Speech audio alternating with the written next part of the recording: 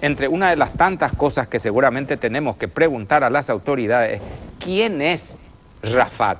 ¿Qué hace en Paraguay? ¿Qué tipo de requerimientos se tiene en torno a este señor? ¿Tiene orden de captura? ¿Cómo vive aquí? ¿A qué actividad lícita se dedica para la gente? Buen día, Gabriela León, ¿con quién estamos en esta jornada? Buen día, está hablando el ministro de la Senada. Escuchemos lo que estaba expresando en torno a Rafat. No muy importante, el crimen organizado dirime sus diferencias a balazos, eso está más que confirmado. Acá, si los investigadores llegan a manejar información que vamos a compartir con ellos de dos posibles hipótesis con respecto a qué grupos serían, podemos hablar de un primer intento de atentado ya, donde se emplearon armamentos también pesados. Posterior a eso viene un caso de incautación de armas importantes. Se habla de que se maneja información de aquel primer atentado tendría que ver con una alianza en prisión con integrantes del PCC, donde aparece un alias Galán. Por otro lado, se habla de también una suerte de tregua después del primer atentado fallido. Por otro lado, de otro grupo vinculado no al PCC ya, sino al Comando Vermelho de Río de Janeiro, para que recuerden el grupo de Beira-Mar, donde aparecería un narcotraficante. Pues se encuentra prófugo, se encuentra que sería hermano del ejecutado Tulu en el 2012 de George, y que podría ser uno de los motivos también de esta acción. Lo cierto y concreto es que de vuelta al narcotráfico imprime un sello de violencia. No creo que haya sido posible evitar el atentado en sí ayer, ¿verdad? Porque cuando el narcotráfico opera de manera así muy violenta, pero sí demuestra unos conflictos fuertes en zonas de frontera entre grupos antagónicos. Ministro, era un secreto a voces de que Rafat supuestamente era uno de los líderes del narcotráfico. ¿Por qué no se lo aprendía? Para aprender necesitas un proceso, una imputación y una orden de captura. Eso implica tener las evidencias que sustenten esa imputación.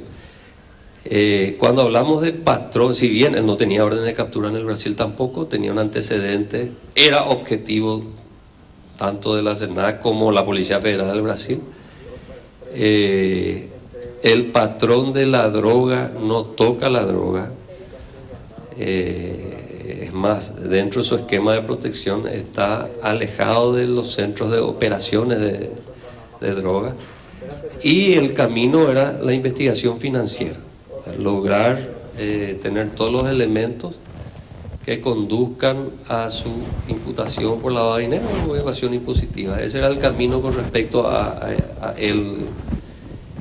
Por otro lado, están los otros grupos, algunos de ellos cuyos líderes están en prisión, no porque hayan caído con drogas acá, sino porque tenían orden de captura internacional, y que desde la seguridad de prisión continuaban operando. Entonces, así de complejo es este mundo del narcotráfico y esta guerra, que lo estamos hablando del 2013, no es algo que comenzó ahora, hay un montón de muertos.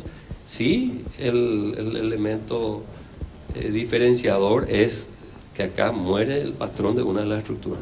¿Es cierto que se unieron ahora Jarvis Jiménez Pavão, integrantes del primer Comando Capital y el Comando Vermelho, para hacerle frente a Jorge Rafat?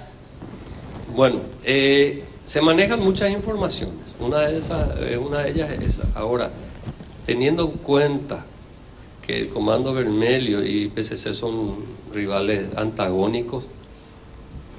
No digo no sea imposible, pero hace poco tiempo atrás era difícil ver una alianza entre ellos. Ahora Se le detuvo a uno del Comando Vermelho. sí, por eso te digo, ahora, a partir de este caso tenés el líder de otra estructura muerto y tenés un integrante aparentemente del Comando Vermelho, que puede confirmar realmente una alianza poco usual, por lo menos en lo que se conoce históricamente acá en la lucha antidrogas, de grupos antiguamente antagónicos unidos con un mismo objetivo.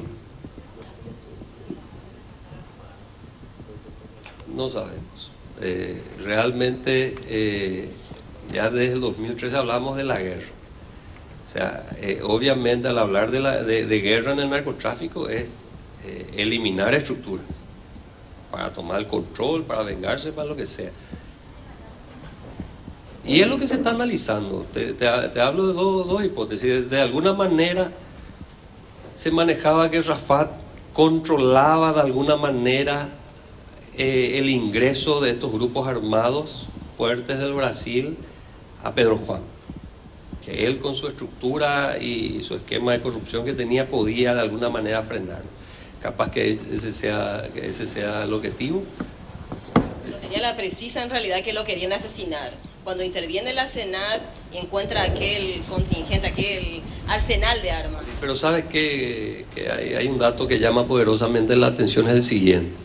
Después del primer intento de atentado, donde él sale ileso, se hablaba en frontera de que había como una suerte de tregua entre un contrincante tradicional de él, me reservo el nombre, que se encuentra en prisión, porque fíjense que él venía manejando su vehículo.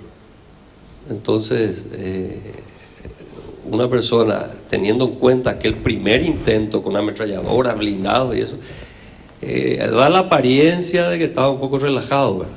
Entonces eso es lo que también los investigadores están teniendo en cuenta, analizar un poco el panorama. Obviamente el Ministerio Público tiene los elementos ahora, teléfonos, declaraciones, yo creo que seguirá aclarando el panorama, pero sea cual fuese el motivo, esta es la cara real del narcotráfico. El que negocia con el narcotráfico, el que cobra por protección, no es una travesura, no.